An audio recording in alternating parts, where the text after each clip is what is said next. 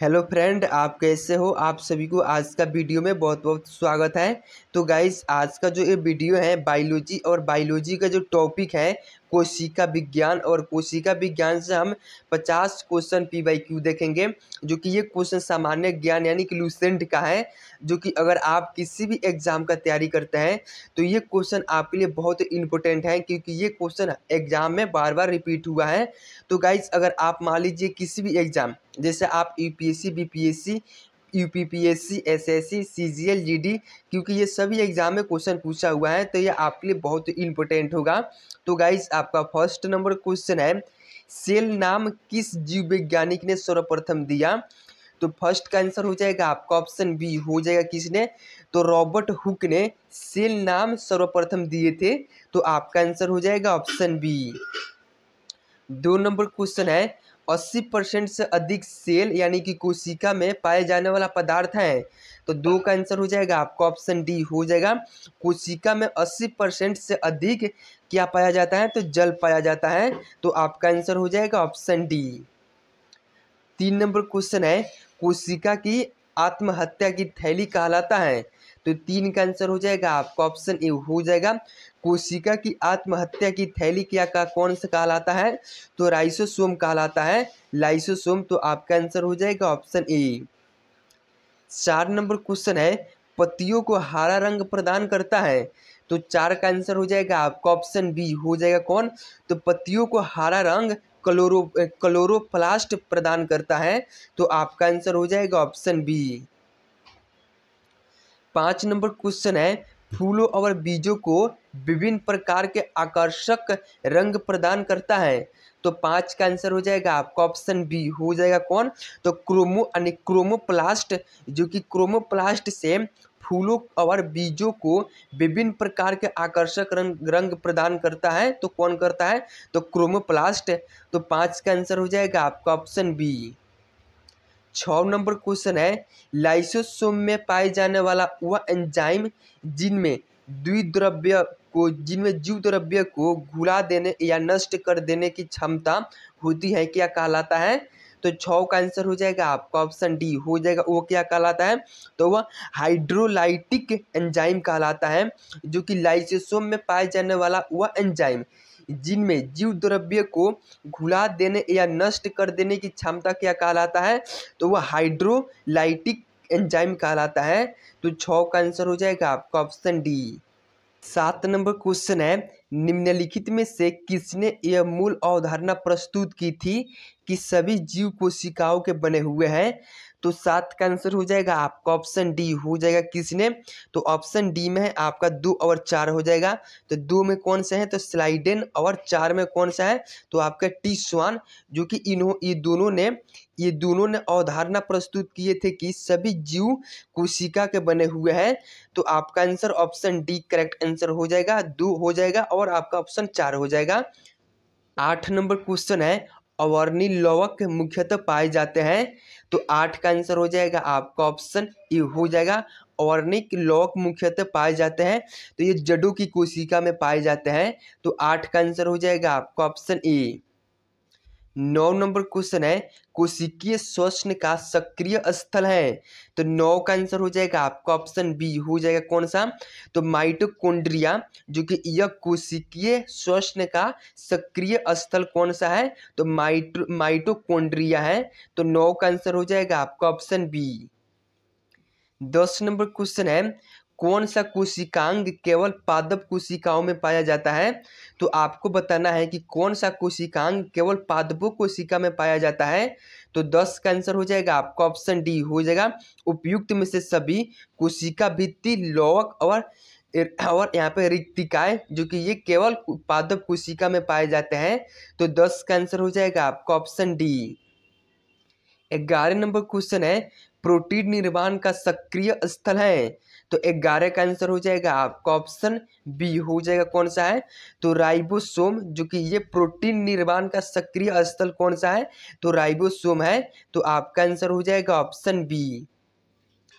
12 number question है, कोशिका द्रव्य में उपस्थित महीन महीन शाखित झिल्लीदार और अनियमित नलिकाओं का घना जाल कहलाता है। तो 12 का आंसर हो जाएगा आपका ऑप्शन डी हो जाएगा, वह अंतःप्रदव्य जालिका कहलाता है। अंतःप्रदव्य जालिका जो कि ये महीन और यहाँ पे शाखित और झिल्लीदार और अनियमित नलिकाओं का घना जाल होता है, तो ये क्या कहलाता है, तो ये अंतःप्रदव्य जालिका कहलाता है। तो 12 का आंसर हो जाएगा आपका ऑप्शन डी। 13 नंबर क्वेश्चन है, कोशिका को निश्चित रूप प्रदान करती है। तो 13 का आंसर हो जाएगा आपका ऑप्शन बी हो जाएगा, कोशिका को निश्चित रूप प्रदान कोशिका भित्ति करती है। तो 13 का आंसर हो जाएगा आपका ऑप्शन बी। 14 नंबर क्वेश्चन है, पादप कोशिकाओं का सबसे बाहरी आवरण कहलाता है। तो पादप कोशिका आपका पूछा है, तो 14 का आंसर हो जाएगा आपका ऑप्शन बी हो जाएगा, पादप कोशिकाओं का सबसे बाहरी आवरण क्या कहलाता है, तो कोशिका भित्ति कहलाता है। तो 14 का आंसर हो जाएगा आपका ऑप्शन बी। 15 नंबर क्वेश्चन है, कोशिका में प्रोटीन संश्लेषण कहाँ होता है। तो 15 का आंसर हो जाएगा आपका ऑप्शन बी हो जाएगा, कहाँ पे, तो राइबोसोम में प्रोटीन का निर्माण होता है। तो आपका आंसर बी करेक्ट आंसर हो जाएगा। 16 नंबर क्वेश्चन है, निम्नलिखित में से कौन सबसे बड़ा कोशिकांग है। तो 16 का आंसर हो जाएगा आपका ऑप्शन सी हो जाएगा, कौन से, तो प्लास्टिड जो कि ये सबसे बड़ा कोशिकांग है। तो आपका आंसर हो जाएगा ऑप्शन सी। 17 नंबर क्वेश्चन है, कोशिका का ऊर्जा गृह यानी पावर हाउस किसको कहा जाता है। तो 17 का आंसर हो जाएगा आपका ऑप्शन सी हो जाएगा, किसको, तो माइटोकॉन्ड्रिया को कोशिका का ऊर्जा गृह यानी इंग्लिश में पावर हाउस कहा जाता है। तो आपका आंसर हो जाएगा ऑप्शन सी। 18 नंबर क्वेश्चन है, यदि माइटोकॉन्ड्रिया काम करना बंद कर दे तो कोशिका में कौन सा कार्य नहीं होगा। तो माइटोकॉन्ड्रिया अगर काम करना बंद कर दे तो कोशिका में कौन सा कार्य नहीं होगा। तो 18 का आंसर हो जाएगा आपका ऑप्शन बी हो जाएगा, क्या होगा, तो यहाँ पे माइटोकॉन्ड्रिया काम करना बंद कर देगी तो ये भोजन का ऑक्सीकरण नहीं होगा। तो 18 का आंसर हो जाएगा आपका ऑप्शन बी। 19 नंबर क्वेश्चन है, कोशिका में राइबोसोम की अनुपस्थिति में निम्न में से कौन सा कार्य संपादित नहीं होगा। तो 19 का आंसर हो जाएगा आपका ऑप्शन सी हो जाएगा, जो कि कोशिका में राइबोसोम अगर नहीं रहेगा तो कौन से कार्य संपादित नहीं होगा, तो प्रोटीन संश्लेषण यानी प्रोटीन का निर्माण नहीं होगा। तो 19 का आंसर हो जाएगा आपका ऑप्शन सी। 20 नंबर क्वेश्चन है, माइटोकॉन्ड्रिया किसमें अनुपस्थिति होता है, यानी कि माइटोकॉन्ड्रिया किसमें नहीं होता है। तो आपको बताना है, ऑप्शन ए में है ईस्ट, ऑप्शन बी में है कवक, ऑप्शन सी में है जीवाणु और ऑप्शन डी में है हरे शैवाल। तो 20 का आंसर हो जाएगा आपका ऑप्शन सी हो जाएगा, किसमें, तो ये जो यहाँ पे जीवाणु है इसमें माइटोकॉन्ड्रिया नहीं होता है। तो 20 का आंसर हो जाएगा आपका ऑप्शन सी। 21 नंबर क्वेश्चन है, जीव द्रव्य शब्द का प्रयोग सर्वप्रथम किसने किया था। तो 21 का आंसर हो जाएगा आपका ऑप्शन बी हो जाएगा, किसने, तो डार्विन ने, जो कि इन्होंने जीव द्रव्य का शब्द का सर्वप्रथम प्रयोग किए थे। तो आपका आंसर हो जाएगा ऑप्शन ए। 22 नंबर क्वेश्चन है, जीव द्रव्य जीव का भौतिक आधार है, यह किसका कथन है। तो 22 का आंसर हो जाएगा आपका ऑप्शन सी हो जाएगा, किसका है, तो ये हक्सले का है, जो कि हक्सले ने इन्होंने कहा कि जीव द्रव्य जीवन का भौतिक आधार है। तो ये हक्सले का कथन है। तो आपका आंसर हो जाएगा ऑप्शन सी। 23 नंबर क्वेश्चन है, डीएनए के द्विहेलिक्स प्रारूप को पहली बार किसने प्रस्तावित किया था। तो 23 का आंसर हो जाएगा आपका ऑप्शन ए हो जाएगा, किसने, तो यहाँ पे वाटसन तथा क्रिक ने, जो कि इन्होंने डीएनए के द्विहेलिक्स प्रारूप को पहली बार प्रस्तावित किए थे। तो आपका आंसर हो जाएगा ऑप्शन ए। 24 नंबर क्वेश्चन है, न्यूक्लियस की खोज सर्वप्रथम किसने की थी। तो 24 का आंसर हो जाएगा आपका ऑप्शन डी हो जाएगा, किसने, तो ब्राउन ने, जो कि इन्होंने न्यूक्लियस यानी कि केंद्रक की खोज सर्वप्रथम की थी। तो आपका आंसर हो जाएगा ऑप्शन डी। 25 नंबर क्वेश्चन है, कोशिका की क्रियात्मक गतिविधियां नियंत्रित होता है। तो 25 का आंसर हो जाएगा आपका ऑप्शन डी हो जाएगा। केंद्रक के द्वारा कोशिका की क्रियात्मक गतिविधियां नियंत्रित होता है, तो 25 का आंसर हो जाएगा आपका ऑप्शन डी। 26 नंबर क्वेश्चन है, गुणसूत्र शब्द प्रदान किया, तो गुणसूत्र शब्द किसने प्रदान किया था? तो 26 का आंसर हो जाएगा आपका ऑप्शन बी हो जाएगा। किसने? तो वाल्डेयर ने, जो कि इन्होंने गुणसूत्र शब्द प्रदान किए थे। तो 26 का आंसर हो जाएगा आपका ऑप्शन बी। 27 नंबर क्वेश्चन है, अंतःप्रद्रव्य जालक की खोज की, तो अंतःप्रद्रव्य जालक जालिका की खोज किसने की? तो 27 का आंसर हो जाएगा आपका ऑप्शन बी हो जाएगा। किसने? तो पोर्टल ने की थी, तो आपका आंसर हो जाएगा ऑप्शन बी। 28 नंबर क्वेश्चन है, इलेक्ट्रॉन सूक्ष्मदर्शी की खोज की, तो 28 का आंसर हो जाएगा आपका ऑप्शन ए हो जाएगा। यहाँ पे नॉल तथा रक्षा ने, जो कि इन्होंने इलेक्ट्रॉन सूक्ष्मदर्शी की खोज की, तो आपका आंसर हो जाएगा ऑप्शन ए। 29 नंबर क्वेश्चन है, वास्तविक केंद्रक किसमें यहाँ पे अनुपस्थित होता है, तो वास्तविक केंद्रक पूछा है आपसे और ये किसमें अनुपस्थित होता है? तो 29 का आंसर हो जाएगा आपका ऑप्शन ए हो जाएगा। किसमें? तो जीवाणुओं में, जो कि वास्तविक केंद्रक नहीं होता है, यानी कि अनुपस्थित होता है, तो आपका आंसर हो जाएगा ऑप्शन ए। 30 नंबर क्वेश्चन है, सर्वाधिक संख्या में गुणसूत्र पाए जाते हैं, तो सर्वाधिक संख्या में गुणसूत्र किसमें पाए जाते हैं? ऑप्शन ए में है गन्ने में, आलू में, मनुष्य में और ओफियोग्लासोस में। तो आपको बताना है कि सर्वाधिक संख्या में गुणसूत्र पाए जाते हैं, तो 30 का आंसर हो जाएगा आपका ऑप्शन डी हो जाएगा। किस में पाया जाता है? तो यहाँ पे ओफियोग्लालोस में, जो कि ओफियोग्लालोस में सर्वाधिक गुणसूत्र पाए जाते हैं, तो आपका आंसर हो जाएगा ऑप्शन डी। 31 नंबर क्वेश्चन है, किसकी उपस्थिति के कारण किसी पादप कोशिका और पशु कोशिका में अंतर पाया जाता है? तो 31 का आंसर हो जाएगा आपका ऑप्शन बी हो जाएगा। कोशिका भित्ति के उपस्थिति के कारण पादप और पशु में अंतर पाया जाता है, पशु कोशिका में अंतर पाया जाता है, तो आपका आंसर हो जाएगा ऑप्शन बी। 32 नंबर क्वेश्चन है, गोल्जिकाय का प्रमुख कार्य है, तो गोल्जिकाय का प्रमुख कार्य कौन सा है? तो 32 का आंसर हो जाएगा आपका ऑप्शन डी हो जाएगा, स्रावी करना, जो कि ये गोल्जिकाय का प्रमुख कार्य है, तो आपका आंसर हो जाएगा ऑप्शन डी।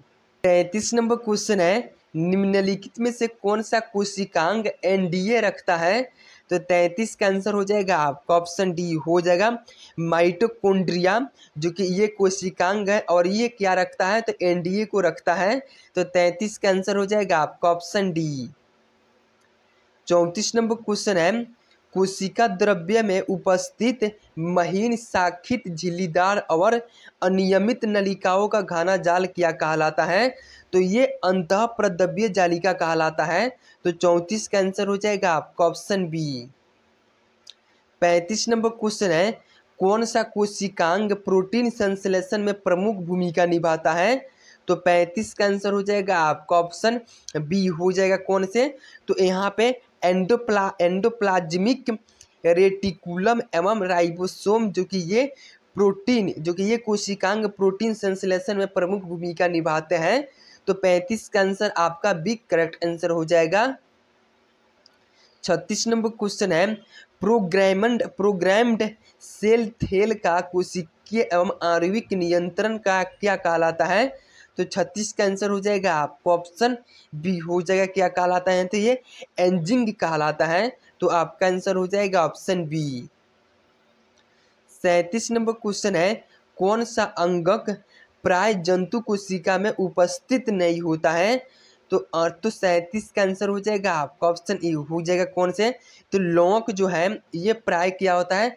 ये जंतु कोशिका में उपस्थित नहीं होता है, तो आपका आंसर हो जाएगा ऑप्शन ए। 38 नंबर क्वेश्चन है, लाइसोसोम कार्य करते हैं, तो 38 का आंसर हो जाएगा आपका ऑप्शन सी हो जाएगा। ये अंतः कोशिकीय पाचन में लाइसोसोम कार्य करते हैं, तो आपका आंसर हो जाएगा आपका ऑप्शन सी। 39 नंबर क्वेश्चन है, कोशिका भित्ति होती है, तो 39 का आंसर हो जाएगा आपका ऑप्शन ए हो जाएगा। ये परागंभीय होती है, जो कोशिका भित्ति होती है ये परागंभीय होती है। तो 39 का आंसर हो जाएगा आपका ऑप्शन ए। 40 नंबर क्वेश्चन है, माइटोकॉन्ड्रिया का भीतरी लौन कहलाता है। तो 40 का आंसर हो जाएगा आपका ऑप्शन ए हो जाएगा। माइटोकॉन्ड्रिया का भीतरी यहाँ पे वलन क्या कहलाता है, तो ये क्रिस्टी कहलाता है। तो 40 का आंसर हो जाएगा आपका ऑप्शन ए। 41 नंबर क्वेश्चन है, कौन सी रचना जंतु कोशिका को वनस्पति कोशिका से विभेदित करता है। तो आपका आंसर डी हो जाएगा, सेंट्रियोल, जो कि ये जंतु कोशिका को वनस्पति कोशिका से विभेदित करती है। तो आपका आंसर हो जाएगा ऑप्शन डी। 42 नंबर क्वेश्चन है, कोशिका कला वर्णात्मक परागम्य होती है क्योंकि। तो 42 का आंसर हो जाएगा आपका ऑप्शन डी हो जाएगा, क्योंकि यह अणुओं के अंदर या बाहर की ओर संचलन को कोशिका में से होती है, जबकि अन्य अणुओं के संचलन को रोक दिया जाता है। तो इसीलिए ये जो यहाँ पे कोशिका कला है वर्णात्मक, ये परागम्य होती है। तो आपका आंसर हो जाएगा ऑप्शन डी, करेक्ट आंसर हो जाएगा। 43 नंबर क्वेश्चन है, न्यूक्लियस के बाहर एनडीए कहाँ मिलता है। तो 43 का आंसर हो जाएगा आपका ऑप्शन सी हो जाएगा, न्यूक्लियस के बाहर एनडीए, जो कि ये माइटोकॉन्ड्रिया में मिलता है। तो आपका आंसर हो जाएगा ऑप्शन सी, आपका करेक्ट आंसर हो जाएगा। 44 नंबर क्वेश्चन है, निम्नलिखित पोषकों में से कौन सा एक पौधे की कोशिका भित्ति का एक संरचनात्मक घटक है।